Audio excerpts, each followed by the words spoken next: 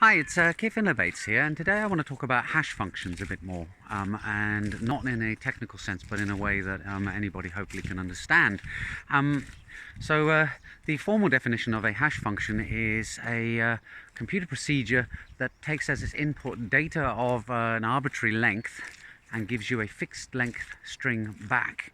And the usefulness of them is that it kind of captures the essence or the uniqueness of the data in a smaller way for large chunks of data, and as a result its initial use was for the optimization of searching. Rather than having to check that a particular piece of data is that piece of data, you can just check its hash instead.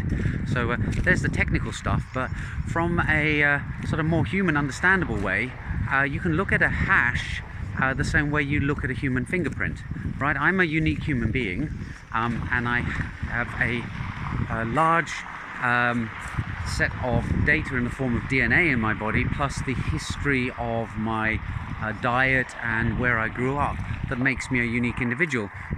But if you wanted to identify me, you can't really do that by running my DNA through a sequencer. It's just going to be too expensive and too time consuming. However, there is a convenient feature that human beings have, which is that our bodies actually perform a hash on us through the form of producing unique fingerprints on the end of our fingers. And that's why the police have used fingerprints for quite some time now in order to be able to identify people.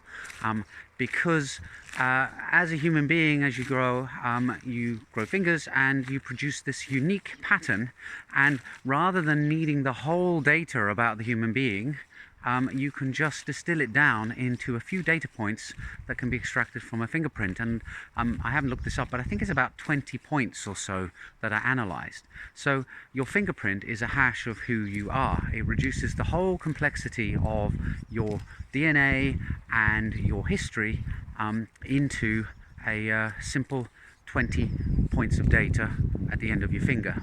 And that's what hashes are basically doing. They are taking a large set of data and distilling it down into a signature or a simplified version of that data, and a slight change to the data changes the hash. That's looking at hash functions in terms of human beings and their fingerprints. Hope that clarifies things a bit, and I'll see you in the next post soon. Bye for now.